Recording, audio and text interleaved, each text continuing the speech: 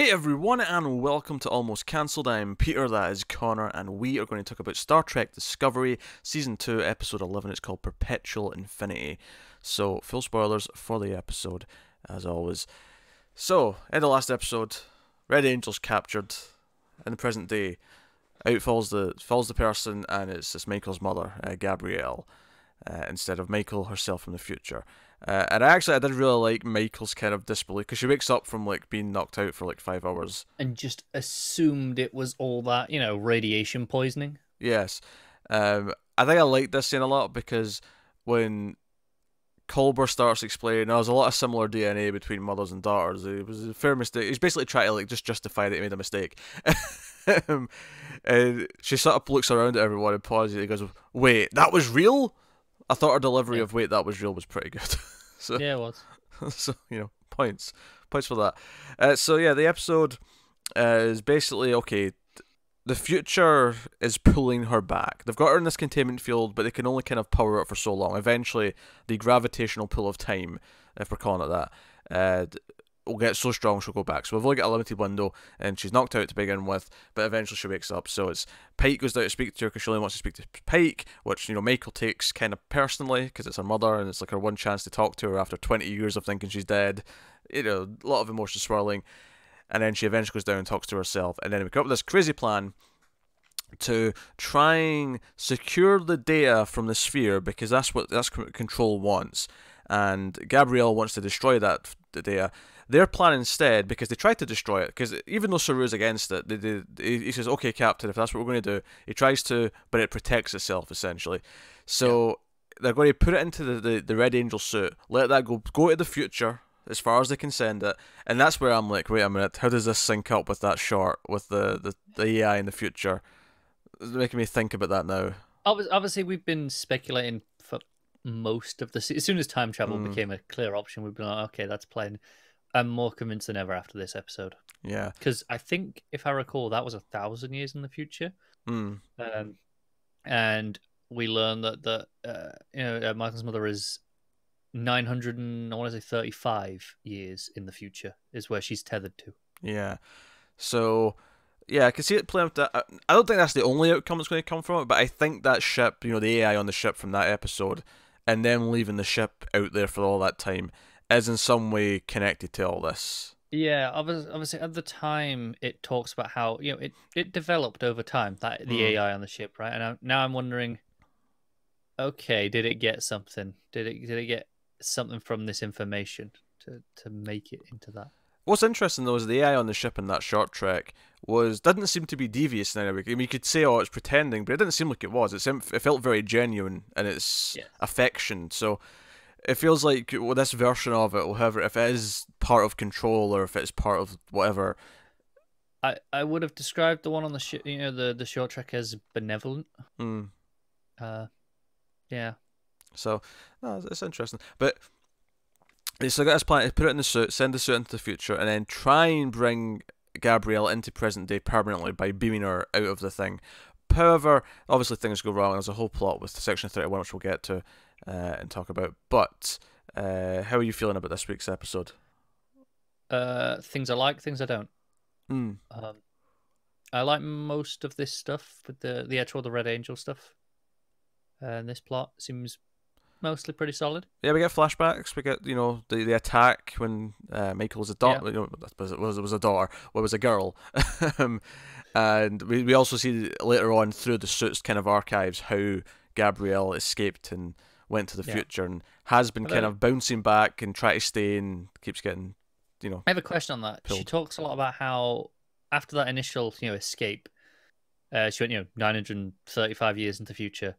And every time she tries to come back from there, whatever, she gets dragged back to, this point in the future. She's tethered to there for some reason.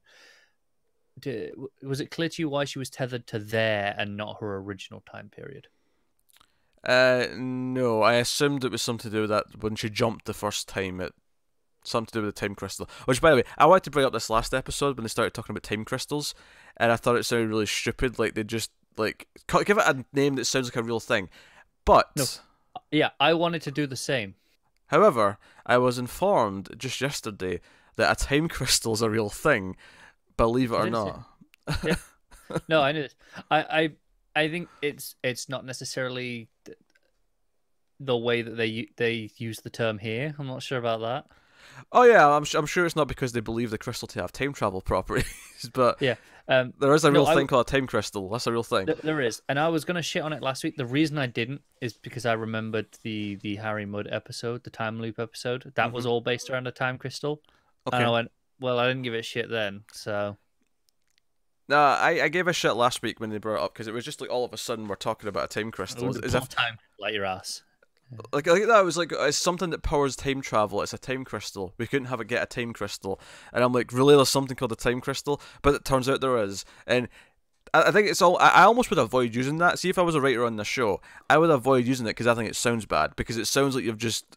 No, I agree, and it's also obviously this season has been going to great lengths to sync up with canon of the original series, and correct me if I'm wrong, time travel in that was always kind of accidental at first, like they kind of stumbled into it. At first it was, yeah. The first time it happened was accidental. Yeah, but then they just replicate what they did, Or, right? There's no, we'll use a time crystal. well, no, see, the first time it wasn't accidental. But what happened? The first time is they did something. They didn't actually time travel, but they realized that they could use it to time travel. If I remember right, at the end of the episode, they're like, oh, we could theoretically use it to time travel, and then obviously it came back later for. Yeah, but there was no, we'll just get a time crystal. Yeah. And I'm like, well, if they're a thing now, why wouldn't they just do that? Well, because they won't know about it. But that's like saying, why don't we just get a flux capacitor? But if you don't have the DeLorean that was built for it, why would you get a flux capacitor? I get that, but the fact is they throw this term around like, yeah, time crystal. It's not like it's a big deal. Like oh, no one's ever heard of this. That we'll we need. Oh no, I agree. I'm just saying that the Enterprise itself was not built to be a time travel machine. Therefore, it's not got a slot for a time crystal to activate time powers. Fine. I'll let it slide. Why doesn't this toaster get the weather channel? Because it's not a TV. Let's be honest though, most toasters these days will have the weather. That was a bad analogy. What I should have said is, why does this toaster not have a HDMI slot? Yeah, that'd have been better. Because, yeah. But anyway. Bloody smart homes. I know. Things are getting weird. So, even your toaster has Wi-Fi now. So, yeah, that's fair. And then the other side of things that were going on was Control actually takes control of Leland. Comes in as a hologram at first, has them all trapped and sort of. I don't want to say bound because it's not like he's tied up. It's more like a mechanical torture device. Yeah, but he's trapped in this thing, and Control basically explains that I can make holograms, can do this, but the one thing I'm missing so far is the human element. So sends in some nanites or whatever into Leland, and now Leland's being controlled by Control.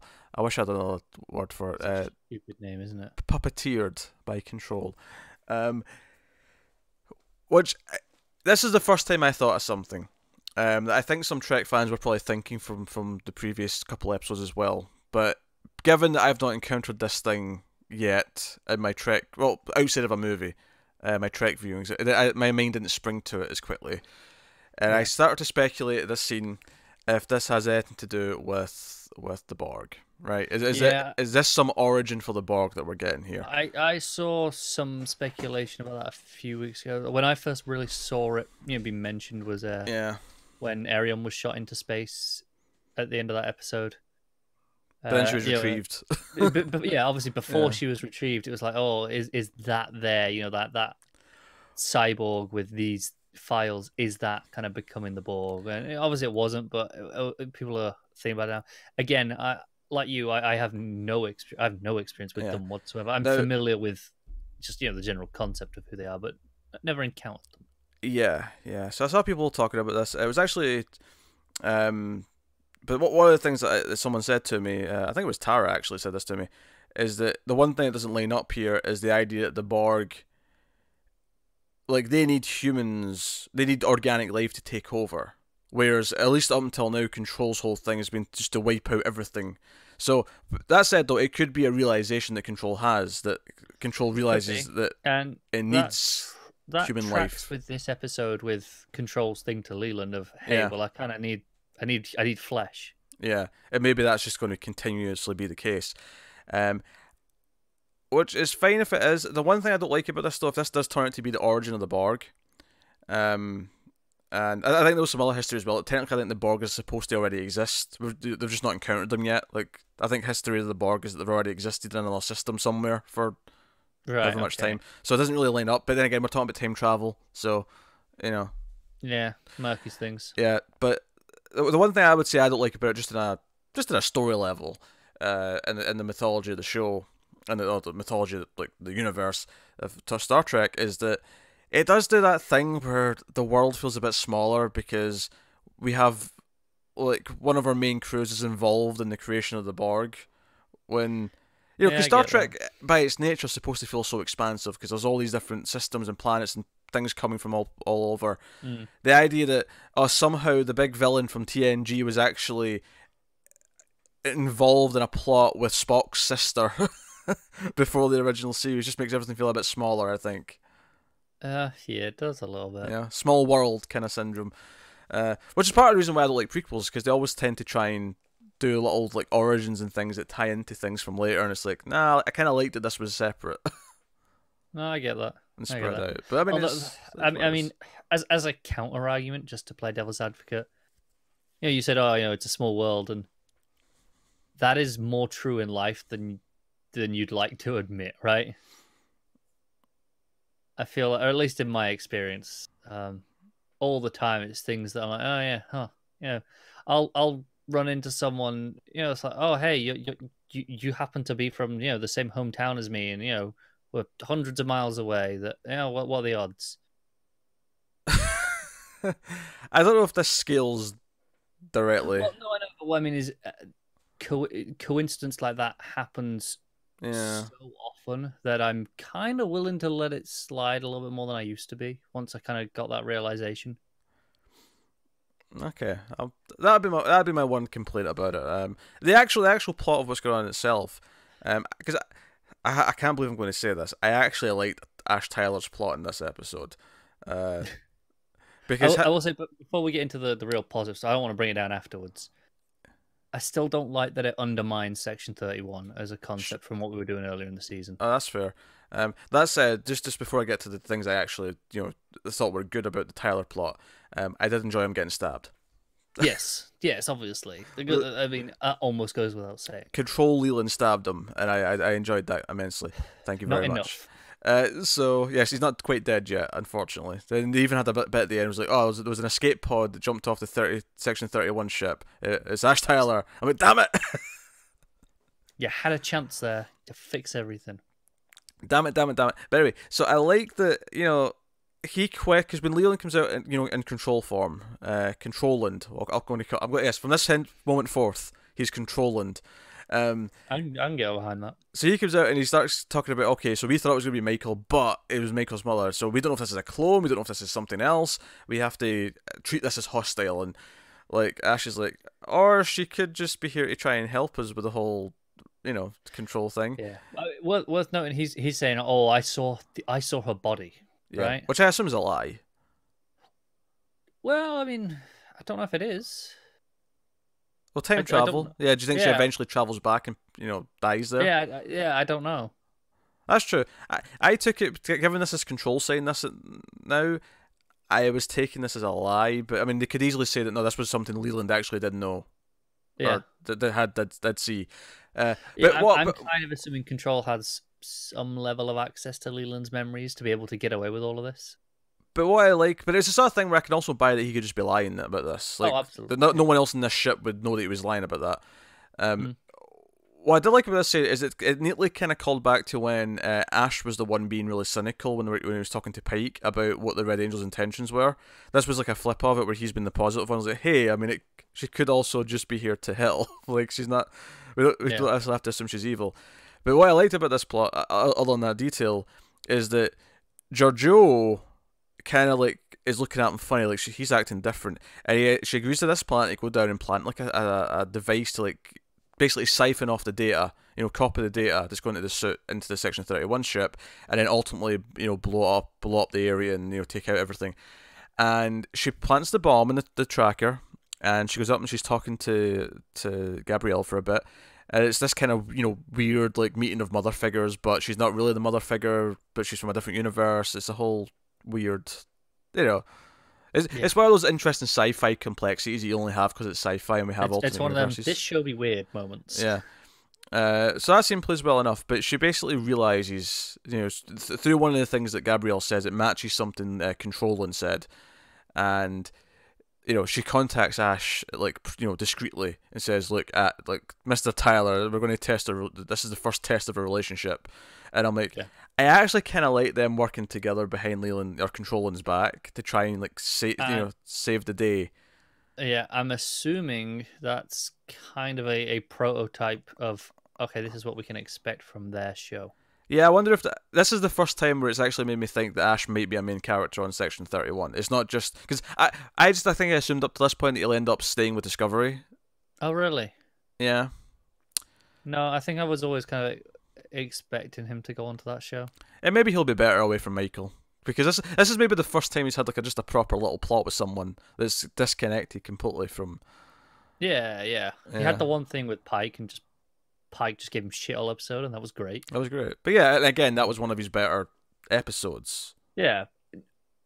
Less so through him actually doing anything in that one, and more just the satisfaction for us. But this time was better. Yeah. Yeah. And so they're kind of working together, and it actually, because eventually Controlling, when Tyler catches him, he gets stabbed, and he beams down and he just goes guns blazing. Controlling is just like shooting, Starfleet officers left and right, trying to get to protect the data transfer and everything else. It actually is a pretty good fight scene between him and Giorgio. Giorgio is like going for it, and there's a really fun bit in the fight where he grabs the back of her hair and just kind of flips her onto her back, but then she's kicking, and it's really, it really feels like at this point she's become a proper anti-hero as opposed to just like, I'm not saying I trust her yet necessarily, but it does feel like she's kind of leaning towards actual anti-heroic. We can kind of assume she's on our side status. Yeah, bizarrely. It's funny because small anecdote time. Here we go. Yeah, girlfriend's seen me watch the odd episode of. She watched like maybe half of season 1 with me, not like all of it, like in order, like the first half, just the odd episode here or there. And then she saw a couple of this season, and she was like, "Wasn't Giorgio dead?" I was like, "Yeah, it's a whole thing." And I kind of gave her the cliff notes, and she went, "Okay then." And so she was watching through it again, and just today she was watching towards the end of the first season, and she's like, "All right, I'll go get caught up." And I happened to catch 5 minutes, and it was the fight between her and Lorca. Lorca. Oh, Lorca, yeah, and I was like. And just for the record, so weird. Any similarities between Lorca and then his character Hap on the OA is purely Hap and stance. I knew you were going to say that, and I want to punch you.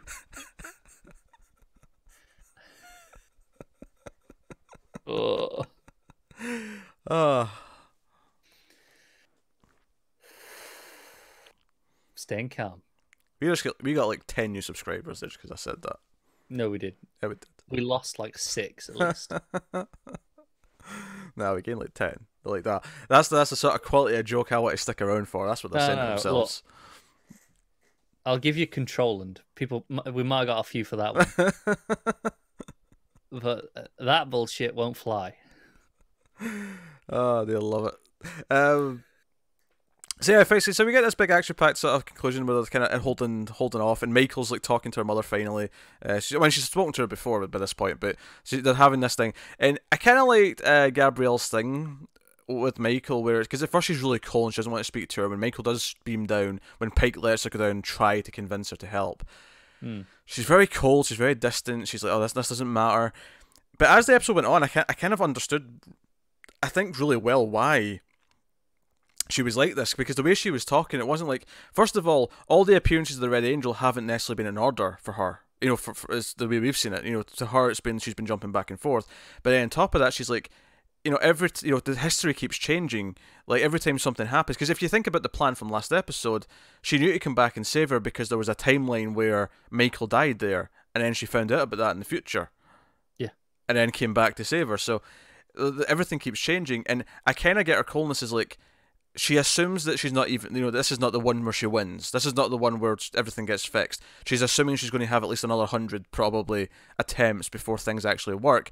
So there's no point in having this heart to heart yet because it's not the final version of Maickel. It's this version that will probably cease to exist. Now it probably won't be because it's our main character. So this is the one that we're going to keep. Yeah, with. it's TV for you. But I get the point. From her side of it, I was like, okay, I kind of get this logic, and she kind of eventually does kind of open up at the end, and we have this goodbye where she's almost willing to be saved, but she's like, no, you have to let me go, and it's very on the nose because she's never really gotten over the death of her parents. You have to let me go, Maickel. Yeah, no shit. And she gets sucked through the thing because they choose to destroy the thing so the suit will take whatever data it's got, and not let Control get it. But it's a nice enough scene. She gets pulled off out of this vortex, and so there's a suit, but they do note, however, that she wasn't inside the suit. I did question why she didn't just get inside the suit because they knew they were about to do this. I questioned why she didn't just go inside the suit so she wouldn't be without the suit in the future. I don't know. I got nothing for you. That's the only point here because they say a couple of times she doesn't have the suit now though, so she can't jump, and I was like, okay, but they knew that they were going to go separately, so why didn't she just jump in the suit quickly? I don't have an answer for that, but I mean, maybe someone can. I'm trying to think of one, but I got nothing. Yeah. Also interesting, she had no idea what they're talking about with these 7 signals at the start of the season. Yeah, that is interesting. It could be a case of she's not done it yet. She's not done it yet. Yeah, it could be as simple as that, Yeah. and it's one of those self-fulfilling paradoxes that she only does it because now she knows that she's supposed to. Mm. Like that they need to exist, right? Alternatively, is it more interesting if it's something else entirely? Yeah. Is this where we get the CG original crew coming in, Kirk and Spock, and they're like, we did this from the future because we figured out how to save everything? I'm telling you now, if that happens, I'm not coming back for season 3. It depends how good the CG is. If they could give me believable Spock and Kirk in their young forms... No, you'd hate it. I would. You've literally spent the first 5 minutes of this review talking about how you hate prequel elements. I do hate it. I'm just cracking a joke, but yeah, the balls they'd have on them to have CG original crew to show. Yeah, I mean, I assume we're getting something more with the Enterprise towards this end game, right? We get 3 episodes left. I don't know. Yeah, that's what I mean. But so speaking of Giorgio, I know you're ending Pike. You don't want to know what's in it. And he looked just kind of concerned for a second. And I was like, okay, I'll just gloss over that. I don't want to know. Yeah. Don't want to know. I think we might be seeing that in the next couple of episodes. I do too. I wonder what the context is, but I'm intrigued. I mean, I thought it was a pretty good episode. I thought it was better than last week's. I think, especially all these sort of the villainous plot, and just forcing Giorgio and Tyler to actually take a more proactive role in what they were doing with Leland, or Controlling more specifically. I found that enjoyable. The moment where she calls Ash and says, hey, we need to kind of work together, I was like, I'm actually kind of excited by this prospect. And we all know I don't like Ash that much. It's just it just works from a plot perspective. It's just exciting. I agree. This is a good episode. I think it's better than last week's. Mm-hmm. I think I'm still a little bit down on some of the focus being so hard on Maickel right now. Sure. I said a lot last week. I was really enjoying the first half of the season opening up and being about the crew as a whole, and I feel like this back bit's regressed a little, which is slightly less enjoyable for me. But it's technically still quite good, and it's better than it was before by a long shot. Oh, sure. I don't know if I'd call it regression so much. It's just that it makes sense to focus in more as the season goes on. It does. I on a personal level, I'm enjoying it less. Because I like the scene at the end, the final scene with Spock comes in to console her and sets up the chessboard. Yeah, I get it. I'm enjoying it less when it focuses on Maickel and how things relate to her. So I'm enjoying the show most when it's the bridge, the crew as a whole, and everyone's involved. I don't know. I really enjoyed that widening focus, and narrowing it again here towards the end of the season, which again I get from the plot perspective. I'm just enjoying it less anyway. I feel like I got enough with Giorgio and Ash in that, though, that I wasn't feeling this episode was lacking another character. Fair enough. Content, I suppose. But no, I dug most of the episode quite a bit. Misgivings that I have, just a couple of concerns here or there, and maybe, just the leftover from last week about how insane the plan was and how quickly they jumped to that plan. But I mean, yeah, but we're over that now, I suppose. Yeah, we're on this episode now, so just kind of have to roll with it. So, no, that stuff's interesting. What was it? There was one small bit I wanted to mention. Oh yeah, I just wanted to mention the actress who plays her mother. She was from The Wire. I didn't recognise her last week because I only got a quick glimpse at her, but she's from The Wire, so that was nice to see. Cool. So no, that was a solid episode. So, also just shout out for there was only one or two Tilly moments this week, but I'll shout out to the one where she jumps in with Newton's, law, and it says, "Oh, it's my second favorite law of physics. My first favorite law of physics is that's enough, Tilly." Yeah, shut up. I'm really intrigued. Which one was first? I bet it's something silly. Do you know what? I bet it's not. I bet it's something that'll tie in. It'll be about like time's relation to gravity. As we learned in Interstellar. As we learned in Interstellar, of course. Yeah. It'll be something like that. They'll be standing around looking for a solution in the finale, and Tilly's just going to step forward and go, "Well, if you'd let me finish last week when I said what my favorite, we could have been out of this situation." Yes. Of course, that joke realizing everyone else just not knowing all the science anyway. Tilly's the only one on board. Just jogging their memories. The spark. Oh dear. Alright, so yeah, that's episode 11 of Discovery Season 2. Let us know what you thought of the episode in the comments below. Like and subscribe, all that usual stuff. Get us on the Twitters, mail_fuzz, at mail_fuzz if I say that less quickly, otherwise known as slowly and more coherently. That would be good. So do that. If you want to support the show and the channel and everything we do here, head over to patreon.com/mailfuzztv. You can support us over there for as little as $1 per month. You get some stuff early, you get some exclusives, but mostly you get a mildly fuzzy feeling in your stomach for showing the love. But otherwise, that is us. So thank you once again for watching or listening. We always appreciate it. Keep watching Star Trek. And just to reiterate, that happenstance joke was gold. To everyone but Connor, live long and prosper.